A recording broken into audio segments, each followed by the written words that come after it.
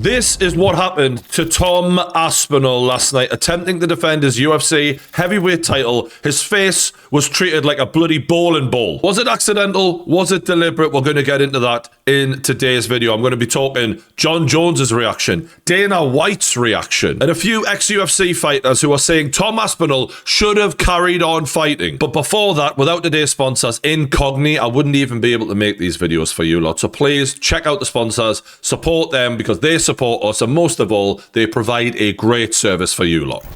All of your personal data could easily be on the internet right now and you wouldn't have a clue. But there would be signs. Random spam emails, random phone calls. And genuinely, when you're getting that shit, you're at risk. In boxing terms, your chin's wide open, your guard's low. In football terms, it's an open goal. Where's the centre-backs? Where's the goalkeeper? Well, I'll tell you where. Incognito. This is your line of protection against these data brokers who are out there online, stealing your information and selling it on the internet. And what Incognito does is it acts as your personal security team to go out there and to stop it from happening and to keep you secure. Because unfortunately, this can get really serious where people take bank cards out in people's names. It's a very dark place, the internet. And Incognito is super easy to use. You just create an account, tell them whose data specifically you want removed from the internet, and boom, they're on it. And the beauty is it's 30 days risk-free. So if you try it and it's not for you, you can get a full refund. So if you want to sleep better at night knowing that you're not going to be a victim of any of this stuff, go to incognito.com/paingame and you'll get a massive 60% off your annual plan. It's a great price for you and your family's safety. And also when you do it, you're helping us pay for the content, and I really appreciate everyone who signs up. Now let's tackle the first narrative that I'm seeing online, that Tom Aspinall was struggling against Ciryl Gane. He was getting found out. He quit because he just didn't want it in there with Ciryl Gane. He was too much for him. Well, let's take a look at the footage. Obviously, Ciryl Gane, known for his stand-up, struggles with the takedown defense historically. Looks like he'd been working on that in this fight. Tom just gets straight into him, goes with the right hand, pushes him back, takes centre out of the octagon, shows that he's in control here. Nice step in backhand from Ciryl Gane though. I did like that, and I think that Tom immediately showed the ring rust, been out of the ring for a while, not quite as sharp, but still lands with the knee, follows it up with his own backhand, doesn't look deterred by that early shot there. And again, knee to the body, Ciryl Gane swings and misses, and then Aspinall follows it up with a nice one too. Low kick from Aspinall, another low kick from Aspinall. Ciryl Gane trying to, fight at range. That's his thing. You know, he's very good at distance and on the outside, picking you apart and slowly breaking you down, but doesn't land with anything there. Takedown attempt, Aspinall. Ciryl Gane clearly had been working on this, and I think he needs some respect for that. Like, Jon Jones exposed a massive gaping hole in Ciryl Gane's defense. And as much as Jon Jones didn't stand up and play, Ciryl Gane at his own game because he knew he'd fucking lose that, man. Ciryl Gane's a good stand-up fighter. He taught Ciryl Gane a lesson in there, and that's something I'll never take away from Jon Jones, as much as I don't like him. But what Jon Jones didn't do was this. He took the easiest path to victory against the guy who has a major weakness. And actually, I don't think Tom Aspinall tried as hard as he could have done for that takedown. I think part of it was you seen him talking to Khabib beforehand about, fake the takedown, get that in his head to offset some of his stand-up skills. Aspinall still in the centre. Ciryl Gane taking these minor steps back, trying to pop in a nice head kick, and again follows it up with the backhand. Tom Aspinall, don't know how well he connected with the punches, but he's definitely in control here. Aspinall light on his feet, but 250 pounds bouncing around like that on the outside, it's not something you want to do for 5 fucking rounds. You can't. No 250-pound fighter can do that for 5 rounds. Jumps in, doesn't throw anything. Aspinall reads it. Think there was a nice jab that landed there from Ciryl Gane, but again, Aspinall comes back with his own attack and clearly puts a bit of a combination together there. And whenever you see Aspinall throwing these kind of kicks to cut the ring off, like it's not really what he does. He's clearly feeling very comfortable in there and showing off some different skills rather than just the boxing. And Gane isn't confident here. He's on the outside. He's not throwing much. What he is throwing is these little low kicks, these jabs. They're not power punches. And it's a smart thing to do. I'm not having a go at the guy. You don't want to get into a firefight early on with the best firefighter in the UFC. But again, Aspinall pushes him back. No confidence here from Ciryl Gane. He's very much on the outside. He's not landing when he's throwing there. And any time Aspinall comes near him, he's on his bike. He's away. And then the backhand. And then Ciryl Gane is moving out away again after taking a shot from Tom Aspinall. I think Tom Aspinall dodged that really nicely, comes back with a body kick. Low kick from Ciryl Gane. And again, Cyril Gane, no intensity, no, you know, he doesn't want to trade with Tom Aspinall in the slightest here. And he's on his bike, he's on the outside, he's not stepping in. And as much as I think that's smart in terms of getting Tom Aspinall out of that first round, trying to drain the battery a little bit, you can't sit here and tell me he's fucking winning this fight. Like, no fucking way. And again, Aspinall closing the distance. And Cyril Gane wants no parts of him right now. And again, that was a bit sloppy from Tom, but didn't get punished for it in any way because Cyril Gane isn't in attack mode. He's not ready to capitalise on it. He's too much thinking about what's coming towards him. And again, right hand lands from Tom Aspinall. Where is this domination from Cyril Gane? Nice little jab from Cyril Gane and he's on his bike. Doesn't follow it up with anything. A jab is not going to fucking win this fight for you, bro. And I think the little bit of blood coming from Aspinall's nose, quite a bit of blood, I think that deceived people in watching this fight. Lovely leg kick from Tom Aspinall. And you see him slowing down now, Cyril Gane. And it's harder to stay on your bike when you're a 250-pound man. And he gets backed up with that big backhand of Tom Aspinall. And that bike is slowing down. And when you get slowed down against Tom Aspinall, you know what happens? You get knocked out. And he's in danger right now. He is slowing down. That was a nice jab on the way in there from Tom Aspinall against Tom Aspinall from Cyril Gane. I'll give him that. But right afterwards, he pokes Tom Aspinall in the eye. Do I think it's a coincidence that just as you see the legs of Cyril Gane slowing down and Tom Aspinall closing the gaps, he starts throwing an eye poke? Do I think that's a coincidence? Not at all. Just like it wasn't a coincidence when it happened earlier in the fight. When Aspinall did shoot for a takedown at one point, the fingers immediately go into the eyes of Tom Aspinall. Now, I've got a little clip here of the closing sequence of the fight. Let's rewatch this again. So you've got Tom Aspinall. He gets a little bit of a jab there on the head from Gane, but he's closing the distance. He's on the front foot. Cyril Gane, just a little jabs. That's all he's done. He's not even connecting well with them. And again, Tom Aspinall follows it up with a body kick before, putting that pressure on. Cyril Gane on the outside, throws a nothing jab to the body. There's no behind these. He's not engaging fully here. He's not trying to, and that's a beautiful leg kick from Tom Aspinall. And you can see he's slowly but surely breaking, and there you go, another one. He's breaking him down when he's on his bike. Cyril Gane is not fighting a confident fight here whatsoever. He's trying to just stay on the outside, take as minimal damage as possible, and hope that things don't get too bad for him. This is not the strategy that he's going to beat Tom Aspinall. Nothing happened there. Nothing. And again, there comes the eye poke, because it's getting rough for him. And as much as people can sit there and go, well, Tom didn't land that massive shot that wobbled him, and yeah, but you not think Cyril Gane can feel what's coming, and he can feel his feet slowing down, and these shots are getting a little bit more impactful, and he's catching up to him a little bit quicker and a little bit quicker. He can feel it in there. Fighters know when you're in there and things are getting a little bit hairy and you just, this is feeling inevitable here. And ironically, Cyril kept a good poker face there. He wasn't, in panic mode, but you can see by what he's throwing and you can see the lack of will to engage. He's not throwing hard shots there because you have to plant your feet and you have to be able to give one to take one. He doesn't want to fucking do that. He wants to just pepper a little bit and stay as far away as fucking humanly possible for as long as possible. And you can see that's a decent strategy against Tom, right? He's a very skilled stand-up artist, Cyril Gane. And the longer you can survive in there with Tom Aspinall, the better. Absolutely. But just don't fucking tell me that was domination from Cyril Gane. Because if you think that, you don't know what the fuck you're watching. That was a classic example of a power fighter. All right, give us your jabs, give us your little leg kicks, because mine are going to fucking hurt more, and eventually they're going to take a toll on you, and you're going to go down like the rest of them did. That's what I was watching there. The funny thing is Tom Aspinall's a victim of his own brilliance, because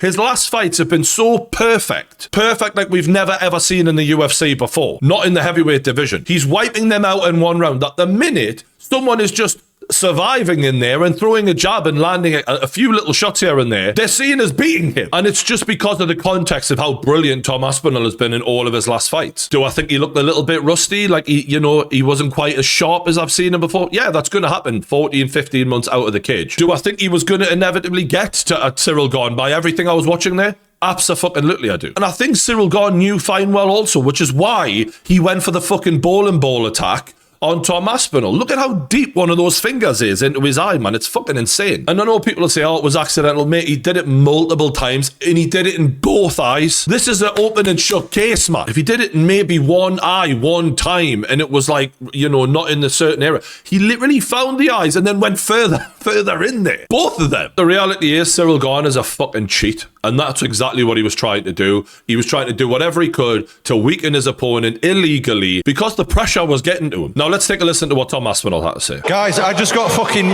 poked knuckle deep in the eyeball. What the fuck? Why are you booing? What am I supposed to do about it? I didn't do the fucking poke. I can't see. And I've heard from UFC fighters who spoke out since then just how brutal and miserable an eye poke like that is. That's one of the worst we've ever seen. 2 eyes as well. Apparently your eyes just leaking for days. You're in pain constantly. It's fucking horrible. And Tom's got every right to be pissed off, by the way. Like, he was happily fighting away, not cheating, not doing anything wrong, and people are booing him. How about don't fucking do that to people's fucking faces, you fuckers? Tom, what can you see now? Is it double? Like, what are you seeing when you try to open your eye? I can hardly open my eye.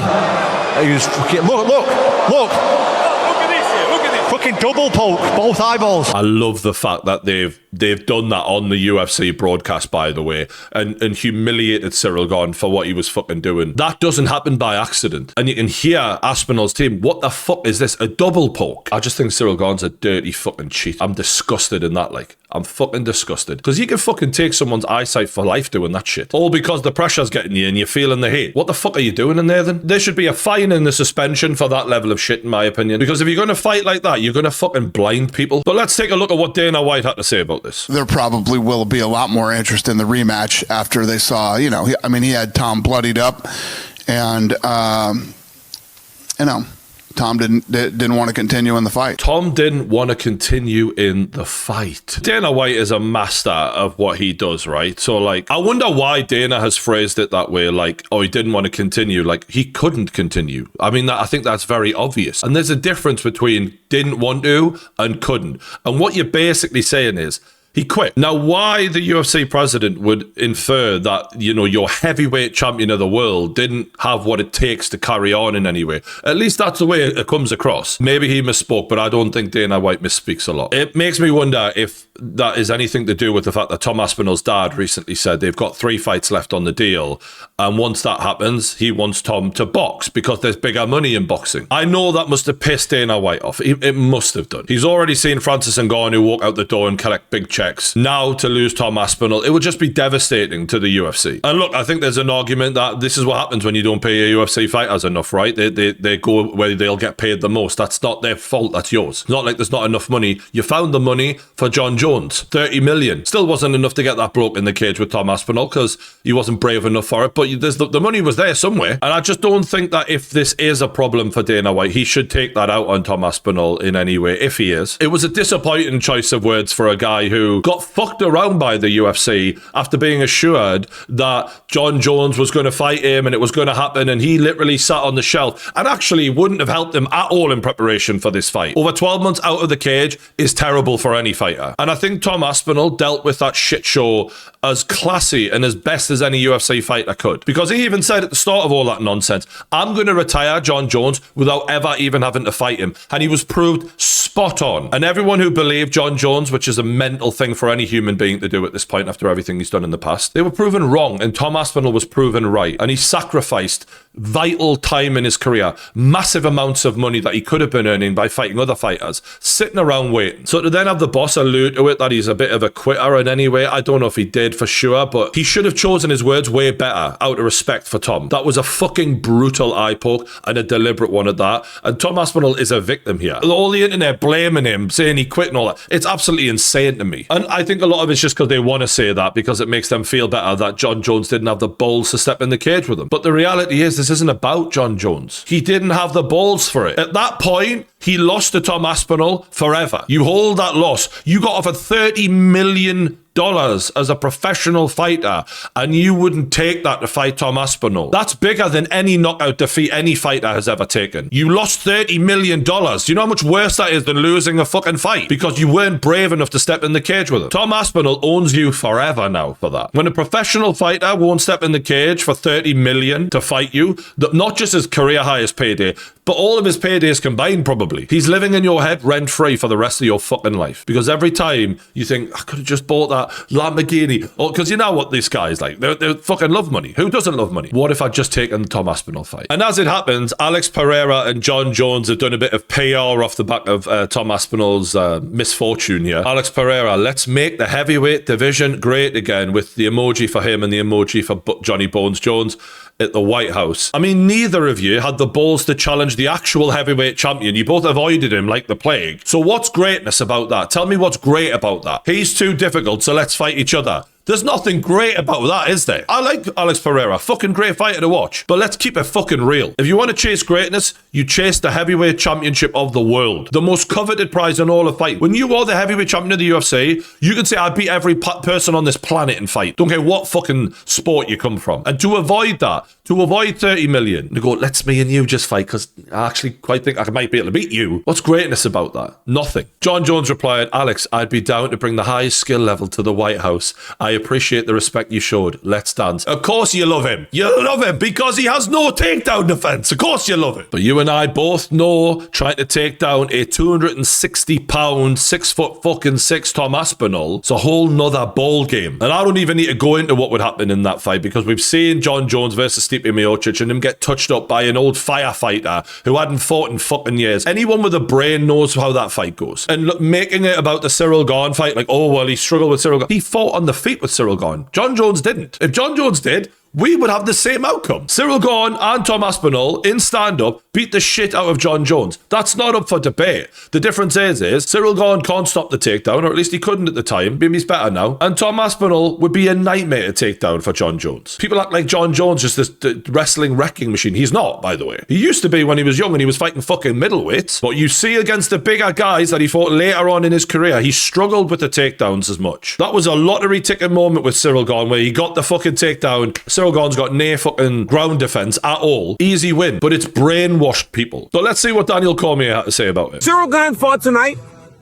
like we expected him to fight against Jon Jones. He defended takedowns. He was landing his strikes. And Tom Aspinall got his off too. Tom Aspinall was landing. Tom Aspinall actually seemed happy, smiling, to be in there with someone that was extending him and pushing him to a place that he really hadn't been. That was going to be the toughest fight of Tom Aspinall's career. Can I just clarify what that means, by the way? Because everyone's like, it was the toughest fight of his career. When you hear that, it sounds like, wow, he must have really got fucking pushed hard. The guy wouldn't come near him. It was harder for him to land on him than other people who stupidly traded with Tom and met a very, very quick finish. It was a tougher fight than he'd had before, purely because it went a few minutes. It doesn't mean in any way, shape or form here that Tom Aspinall was struggling. He fucking wasn't. Cyril Gane's a good technical fighter. He was making it more difficult to catch him. But it wasn't like he was dishing out loads of punishment just because Tom had a bloody nose from a punch. Fucking Floyd Mayweather had a black eye from fucking Deji. A little bit of damage when you're in there throwing big fucking fists at each other is going to happen sometime. It does not reflect the way the fight is actually going. Little bit of blood. When, as long as you can breathe out that nose, you are fine. And it's this context that in the MMA and fight world, people just fucking ignore for some reason. I saw Tom Aspinall land some nasty stuff too. I saw Tom Aspinall throw a high kick. I've never seen him throw a high kick, and it's partly because he's never had to throw a high kick. There are layers to these guys' games that we have to find only when they're fighting someone that not only deserves to be in there with them, but can extend them to a point where they have to use all of their weapons. I mean, look, DC knows MMA. I'm not going to say he's talking total shit there, but I think if Tom Aspinall is being experimental in there and showing us things that he's not showing us before, I don't think for 1 second it's because I'm going to struggle here. I need to throw a high kick. I've never done that before. I don't think that's in his mind at all. He's so comfortable in there. He is showing more of his skill set that he has said he's been working on in the last year. He wants to show you something different to keep you guessing as to what's coming next. It's actually showing a sign of confidence and expression of his full repertoire, that he's throwing out things that we don't normally say from him. Because if he was worried about what was coming back, you revert to type. You revert to what you know and what you know best. You don't try all this other stuff that you haven't been doing in previous fucking fights. Tonight, Tom was kicking more.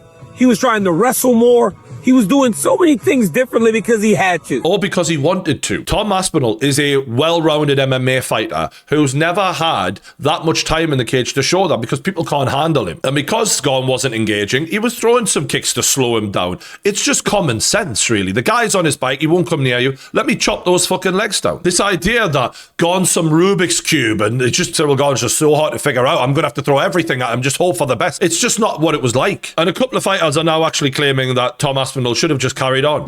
Being poked in the eye is illegal, Brendan, but to fight with one eye is very common. The opponent's trying to hit your eye. He's trying to bust up and make your nose bleed. So that part of it does have question for guys like Anthony and I. We're trying to be polite. We're trying to show grace. But in all fairness, if you're the heavyweight champion of the world, you got to fight with one eye at times. This is just, I love Chael Sonnen, by the way. Like, he's one of my favorite people in the world. This ain't like a jab that's landing in boxing and your eyes kind of closing up a little bit. But, you know, the eye itself isn't damaged, but the skin around it is swollen, and that happens a lot. He's absolutely right. A fucking knuckle deep poke in the eye, and it's just like, yeah, just get on with it, champ. I get Chael Sonnen is one of the toughest motherfuckers ever, right, in my opinion. But there's tough, and then there's stupid, and then there's insane. We're somewhere right across the insane to stupid scale by saying, yeah, just carry on, mate. This man has a family. He wants to have a career fighting in future. Like, what if this fucking eye was so badly damaged, and this is still a possibility now, and I'm quite worried for the guy, he might not see properly in the future. This might impact his entire fucking life. He was in agony. You know, he literally had one of the worst eye pokes, double eye pokes, that we've ever seen in the history of MMA. And in my experience, I've never seen any fighter ever get that bad of an eye poke and continue. Ever. And when you look at the fact that a good friend of Tom Aspinall in Michael Bisping, you know, is missing one eye, that just shows the dangers of the fucking game we're in here. And a gold belt, as much as we fucking, you know, all would wish to be heavyweight champion of the UFC, it's not worth your eyesight. Thought that the fight was turning out to be a little bit harder than perhaps Tom had expected. I had one concern with Tom, and this is not his fault. It's because he's so doggone good. But the reality is he finished 6 guys in the first round. He's never been to a third round of a fight, just for example. So the question is, how are you going to respond when things get tough? They're accusing him of doing what boxing fans accused Daniel Dubois of not carrying on when the fight got harder. This was an insanely serious injury. Like, I find this mind-blowing that this is the narrative. I'm not saying it's Tom's fault, and I'm not going to, you know, pretend that I know how bad it is or isn't. I think Chael made a poetic point that you have to be used to or willing to fight with one eye. I did it in Singapore. You never say, I can't see, if you want to continue to fight. So when they ask the question, you just nod your head and you just walk away. Like, you find a way to get away from the doctor. Go for you, mate. Do you know what I mean? Good for you, pal. I personally think it's extremely harsh to blame Tom Aspinall for not being able to carry on after such a devastating eye poke. I mean, that was not just a little, you know, that was serious. And to insinuate that Tom quit when he was loving it in there, clearly just enjoying the fucking back and forward here. Finally, someone who can just pose me some fucking problems, even if that problem is mainly just getting a hold of him because he won't come fucking near us. I think it's just so wrong to say Tom Aspinall quit. And yes, I'm a fan. This is obvious to me. It's not even a case of fanboy shit. And I think if you're someone who's just having a go at Tom Aspinall now, it's purely because you're blinded by your love Jon Jones or whatever. You just hate the guy for no reason, which is really weird because honestly, of every fighter and every human, in fact, that I've ever interviewed on my podcast back in the day, he was as good a man as I've ever met in my life. What a fucking legend he is. Real nice guy. Proper family man, just wanted to test himself against the best in the world, just wanted to do what we all want from a heavyweight champion, which is defend the fucking belt. And this is the way we're speaking about him. His career has been mishandled by the UFC, in my opinion, and he has been extremely underappreciated by the MMA world. And they're all going to look stupid when, in the rematch, in my opinion, he flattened Cyril Gane. But look, I could be wrong. Let us know in the comments below. If you disagree with us, fair fucks. Let us know. Say what you think. If you haven't already, hit the like button. Subscribe to the Pain Game YouTube channel. I'll see you on the next one.